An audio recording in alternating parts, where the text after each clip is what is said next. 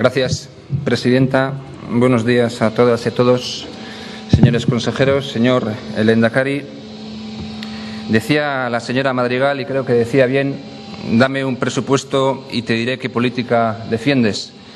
Y decía el consejero hace 3 o 4 horas, y creo que decía bien, que estos presupuestos concretan el proyecto político del Gobierno. Y esta es la razón fundamental para presentar esta enmienda de totalidad, y es que nosotros pensamos que estos presupuestos marcan una línea política que no compartimos, por decirlo muy resumidamente. Estos presupuestos no impulsan el cambio político que Euskadi necesita, ni las reformas que están a día de hoy pendientes. Por lo tanto, lo normal es que estos presupuestos sean apoyados por aquellos grupos que defienden la línea política de este Gobierno, pero no por los demás grupos, y de ahí nuestra enmienda de totalidad.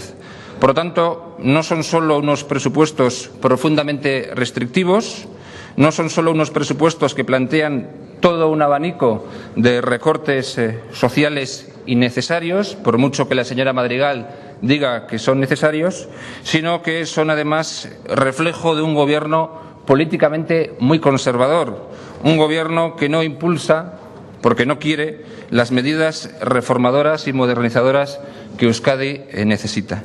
De hecho, yo creo que la característica fundamental de este Gobierno y de los partidos que apoyan este Gobierno es la pereza política.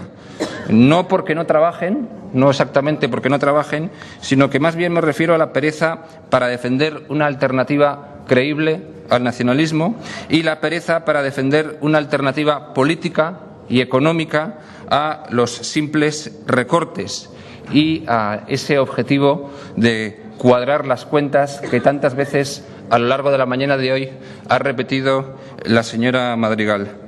Tanta es la pereza que incluso uno de los grupos que apoyan estos presupuestos ni siquiera participa en el debate, haciéndonos creer que estos presupuestos no son suyos, cuando todos sabemos que estos son unos presupuestos perfectamente pactados también con el Grupo Popular, con el Partido Popular.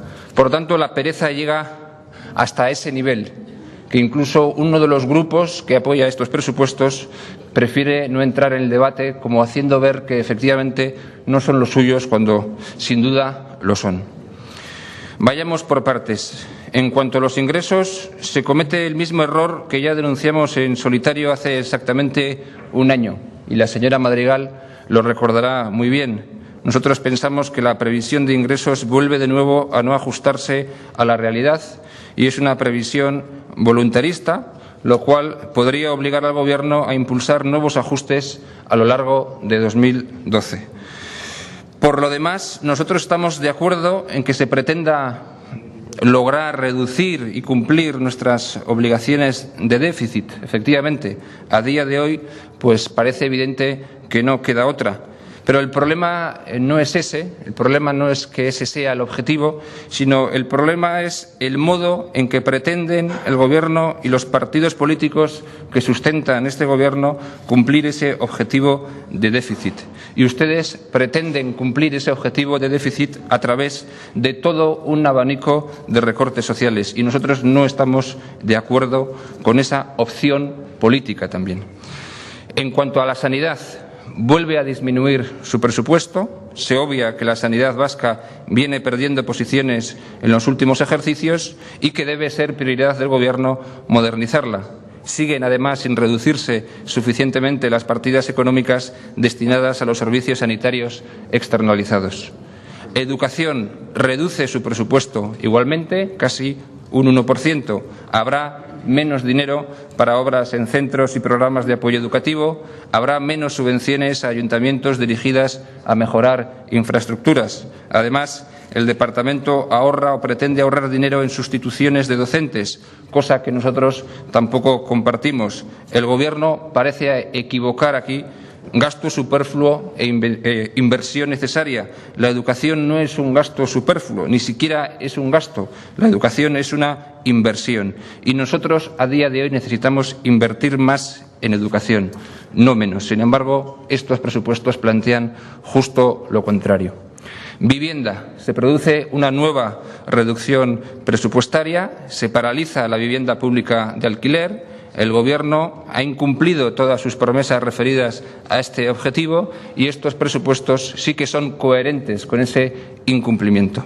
El Gobierno, además, utiliza excusas presupuestarias para defender una política de vivienda exclusivamente mercantilista, en lugar de impulsar la vivienda pública de alquiler, especialmente para los ciudadanos que tienen menos recursos. Sin embargo, nada de esto se hace. Lo que se hace es impulsar operaciones de ingeniería financiera de muy dudosa legalidad que no tendrán otro resultado que la privatización de patrimonio público. Por lo tanto, otro error, según nuestra opinión. Se produce aquí una nueva paradoja, ¿no? Mientras se paraliza la vivienda pública de alquiler por falta de dinero, se nos repite por activa y por pasiva, se defienden políticamente obras que no son socialmente prioritarias ni responden al interés de los ciudadanos, tengan o no tengan reflejo presupuestario. El puerto exterior de Pasaia, la ampliación del aeropuerto de Hondarribia, San Mamés Barría, el soterramiento del tren de alta velocidad a su paso por Vitoria o la remodelación del Buesa Arena. Todo esto se defiende políticamente y muchas de estas obras también tienen reflejo presupuestario. Cultura. Descenso presupuestario, nuevamente, 24 millones, 8%. Solo Valenciaga y Sant Telmo sobreviven al recorte. Los recortes afectan a festivales emblemáticos como la Quincena Musical, el Festival de Cine de San Sebastián o el Jazz de Vitoria.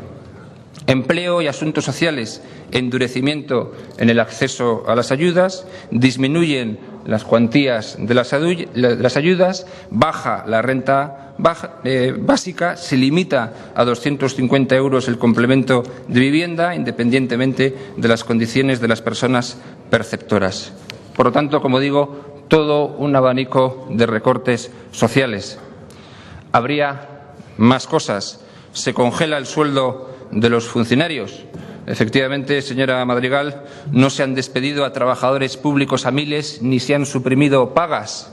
Pero, en fin, si su único objetivo en los próximos ejercicios o en los próximos meses va a seguir siendo cuadrar las cuentas, pues no podemos descartar que terminen planteándolo. Ahora resulta, si le escuchamos a la señora Madrigal, ahora resulta que no despedir a funcionarios es todo un éxito y un logro de este Gobierno. Por lo tanto, se congela el sueldo de los funcionarios, se reducen las ayudas a la conciliación de la vida laboral y familiar, se precarizan determinadas condiciones laborales al dejarse de cubrir bajas y sustituciones, tanto en la educación como en la sanidad, cosa que incide negativamente en los servicios públicos. Se rebaja un 20% del sueldo de los trabajadores públicos que están en situación de baja. Es decir, el Gobierno, el Partido Socialista y el Partido Popular nos proponen toda una serie de recortes sociales que quieren que nosotros apoyemos. Y, lógicamente, nosotros decimos que no, que nosotros no apoyamos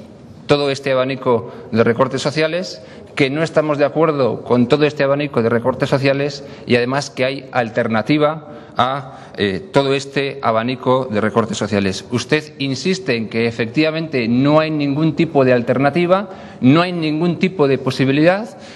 Es lo que hay, viene a decirnos. Nosotros pensamos que sí que hay alternativa y de ahí nuestra enmienda de totalidad. Por recortar, en fin, recortan hasta las ayudas a las víctimas del terrorismo, aunque obviamente sí hay dinero para eso que ustedes llaman otras víctimas.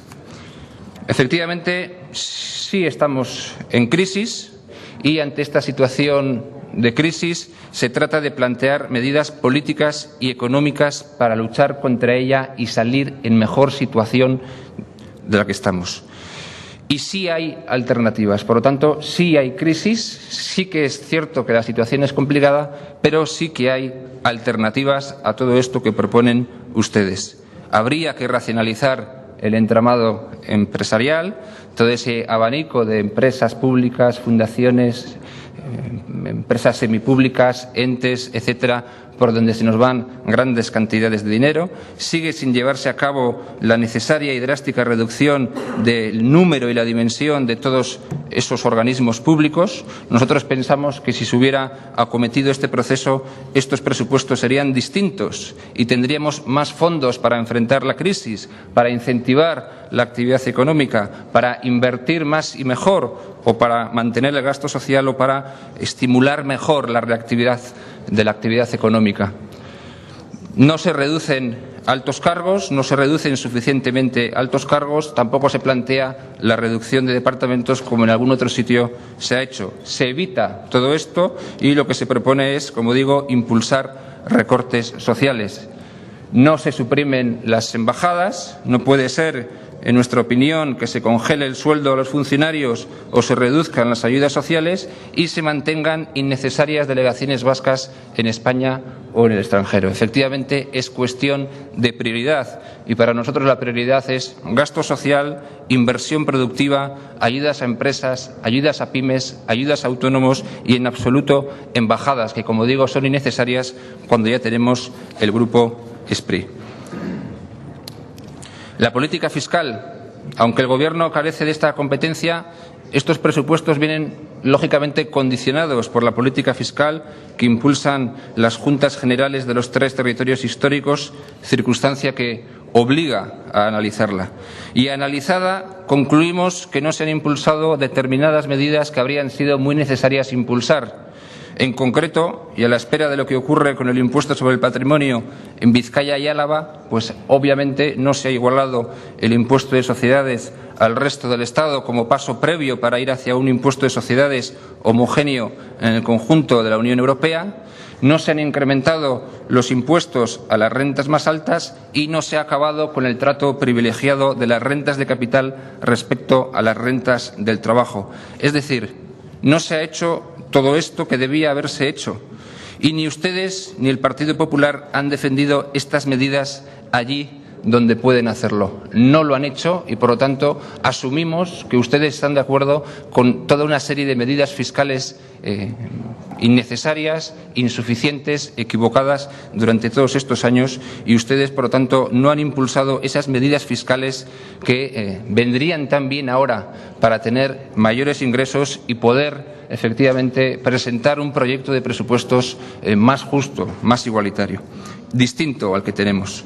Y no se han dado los pasos necesarios para poder luchar más y mejor contra el fraude fiscal. 30 años después, seguimos sin plan conjunto de lucha contra el fraude fiscal. Pues bien, todas estas medidas que yo le he planteado nos habrían permitido, como digo, además de modernizar Euskadi, incluso independientemente de que exista o no crisis económica, nos habría permitido enfrentar mejor la crisis económica que ahora tenemos, poder invertir más y mejor, poder ayudar más a los emprendedores, fomentar más la innovación, impulsar más la internacionalización de nuestras empresas, incentivar la creación de empleo y luchar contra el paro, evitando además que sufran más los que disponen de menos recursos. Se trataría, efectivamente, como decía aquí el consejero hace unas horas, de repartir equitativamente la carga de la crisis. Sin embargo, no se hace, no se ha hecho, no se han tomado todas estas medidas. En lugar de esto, en lugar de todo esto, se ha ido a lo cómodo, a lo que hacen los gobiernos perezosos y a lo que hacen los gobiernos sin sensibilidad social.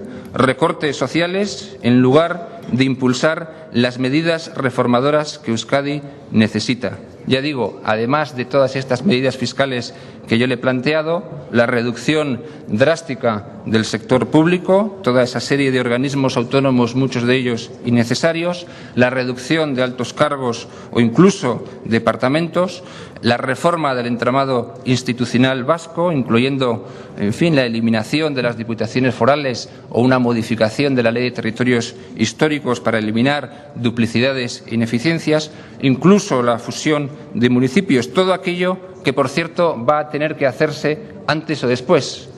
Nosotros pensamos que todo esto va a tener que hacerse antes o después y en los próximos años, en todo caso. No se ha producido la reducción de gastos innecesarios, desde las embajadas, en fin, hasta las ayudas a las ikastolas francesas, los complementos de pensiones de los altos cargos, las aportaciones a planes de previsión social de los funcionarios y empleados públicos o determinadas subvenciones clientelares de las que luego hablaré. Efectivamente, el déficit puede y debe controlarse y está bien que así se pretenda, pero tal cosa puede hacerse de dos maneras. Tal como propone hacerlo este Gobierno, es decir, con recortes sociales, con recortes en todas las partidas relacionadas con gasto social o con reformas que eviten estos recortes sociales y, a su vez, modernicen Euskadi. Como decía, hay algo más. Así como, en fin, el PP-PSE tienen pereza para impulsar el cambio político que Euskadi necesita, no tienen, sin embargo, pereza, no han tenido pereza, no solo para impulsar todo un abanico de recortes sociales, sino tampoco para incluir en la sección 99 subvenciones nominativas a municipios por tener un determinado color político, es decir, el suyo. Es decir, no olvidan incluir partidas presupuestarias por puro interés partidario, por clientelismo, es decir, no para fomentar el consumo, no para que haya más y mejores inversiones, sino para favorecer sus propios intereses partidarios, en lugar de destinar el dinero público allí donde es realmente necesario. Y a nosotros esto nos parece ciertamente escandaloso. Por cierto, podemos ver también y analizar, si quieren ustedes, las enmiendas presentadas por el Grupo Socialista, muchas de las cuales van en esta línea. Más dinero público para determinados municipios porque allí gobiernan ellos o allí piensan que pueden gobernar en los próximos años. A nosotros esto nos parece un escándalo. Aquí ciertamente no hay ajuste presupuestario. Mantienen esta práctica, como digo, escandalosa. Por cierto, con teatro previo, ¿no? El del Partido Popular amagando con no apoyar estos presupuestos como si no fueran los suyos y como si no estuvieran ya pactados de antemano. Por lo tanto, estos presupuestos no impulsan el cambio político que Euskadi necesita y no plantean las reformas modernizadoras necesarias, tal como hemos explicado. En fin, este es, por tanto, a nuestro entender, un proyecto de presupuestos profundamente restrictivo, políticamente muy conservador, plagado de recortes y que refleja la profunda pereza del Gobierno y de los partidos políticos que lo apoyan para impulsar y defender una alternativa y un proyecto político reconocible. Por todo esto hemos presentado y defendido nuestra enmienda de totalidad y por todo ello pedimos la devolución de los presupuestos. Gracias.